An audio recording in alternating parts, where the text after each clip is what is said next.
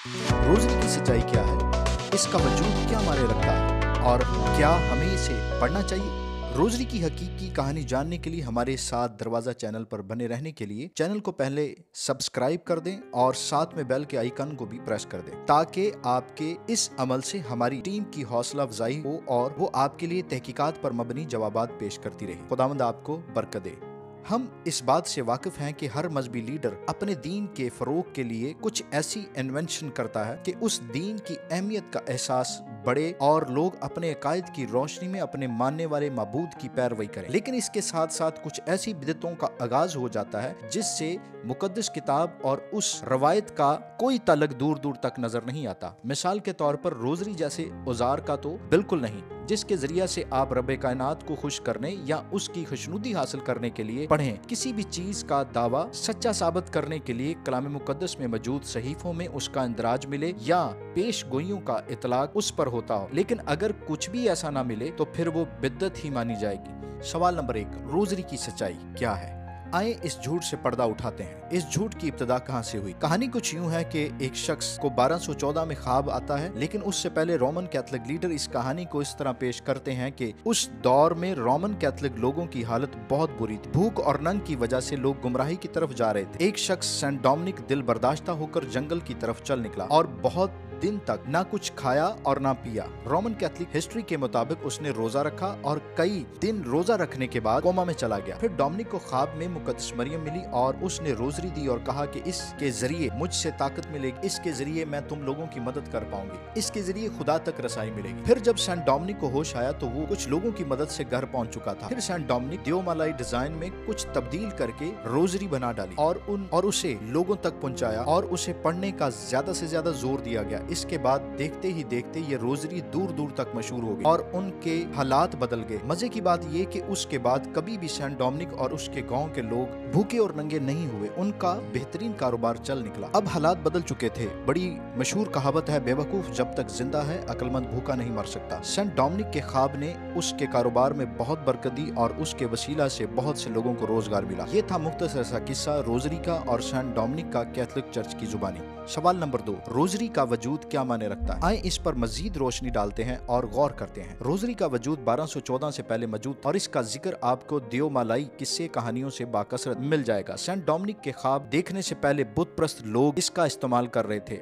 अपनी देवियों और अपने देवताओं को खुश करने के लिए इसे पढ़ा जाता था, इसका विर्द किया जाता था और उन्हें खुश किया जाता था। और सेंट डोमिनिक इस कारोबार से बाखूबी वाकफियत रखते थे, क्योंकि लोग इसी वजह से गुमराही का शिकार हो रहे थे। तो इससे साफ और वाजिया हो जाता है किस तरह अंधे को दूर की सूझी। उन्होंने बस उसकी जाहिरी शक्ल बदलकर, जिसमें कुछ बदलना नहीं पड़ा बल्कि उसके आखिरी हिस्सा पर सलीब का निशान लगाकर मुकद्दस करके कलीसिया के गले में फंदा डाल दिया और मुकद्दस हजरत बीबी मरियम प्रस्तिश के साथ इसको फरोग देना शुरू कर दिया और ये बीज से कॉम्पल और कॉम्पल से एक मजबूत दरख्त बन गया और आज पूरी की पूरी जमात इसके छतर छाया में परवान चढ़ रही है। सवाल नंबर 3, क्या हमें रोजरी पढ़ना चाहिए? मजीद, रोजरी जादूगरी का निशान है और कैसे है? आज ये एक मजबूत अकीदा की शक्ल में मौजूद है और ये रवायत जिसके जेरे साया में जादूगरों का अकीदा परवान चढ़ रहा है, वो इस तरह के चूंकि इसकी बुनियादी जड़ें शैतानी प्रस्तिश का हिस्सा है। जाहिर तो आप मुकद्दस मरियम की प्रस्तिश कर रहे होते हैं, लेकिन ये अबलीसी कुव्वतों को बेदार करने जैसा है। याद रखें, खुदा को किसी औजार से काबू नहीं किया जा सकता या मजबूर नहीं किया जा सकता। बाइबल मुकद्दस में कोई भी ऐसा अकीदा मौजूद नहीं जिससे ये वाजिया हो कि हम किसी मुकद्दस हस्ती को खुश करने के लिए रोजरी पढ़ें। ये शैतानी विरुद्ध है। आए इस पर भी गौर करते हैं कि इस दावे की दलाइल क्या है। सबसे पहले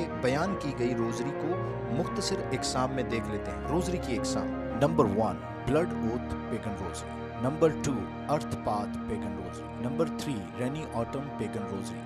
number 4, Celtic knots pagan rosary. Number 5, pagan moon goddess bead necklace rosary. Number 1, blood oaths pagan rosary. 7 कबायली रहनुमाओं की कहानी से शुरुआत हुई, जिसमें उन्होंने अपने दरमियान हुए मुआयदा में एक प्याला लिया और फिर अपने बाजू पर कट लगाकर उन प्यालों में खून डाला गया। और जो जादूगर लोग ब्लड ओथ यानी खून के अहद की रोजरी पढ़ते हैं, उनका मकसद उस खून के अहद की ताकत यानी उन शैतानी कुव्वतों की इबादत करना जो शैतानी कुव्वतों के ज़ेरे साया तह पाया है। Number 2, earth path pagan rosary. Rosary पढ़कर दूसरी दुनिया के रास्ते से हासिल की जाने वाली कुव्वतों की मदद से खुद को ताकत से मालामाल करना और उससे कुव्वत मांगना, और दूसरी दुनिया से जमीनी रास्ते से शैतानी कुव्वतों के लिए दरवाजा खोलना और हर काम में उनसे मदद मांगना। Number 3, rainy autumn pagan rosary. जिन देवी देवताओं का मौसम पर कंट्रोल होता है, उनकी रोजरी पढ़कर उनसे दुनिया के हालात और वाकयात में रद्दोबदल करने की कोशिश करना, इन देवताओं के जरिया से अपने लिए सेहत और बहाली की कुव्वत मांगना। Number 4, Celtic goddess rosary. 3 चांद के निशानों वाली देवी जो कि पूरे चांद को भी जाहिर करती है और मोनस तवानाई, पुरस्कार तवानाई और नफसियाती सलाहियतों को रोजरी की मदद से जाहिर करती है, और इसकी इबादत और परस्तिश रोजरी के जरिया की जाती है। आज भी इसकी ताकत मांगने वाले इसकी रोजरी पढ़ते हैं। Number 5, pagan moon goddess bead necklace rosary. इस देवी का नाम एजाना है, जिसको और भी बहुत से नामों से जाना जाता है,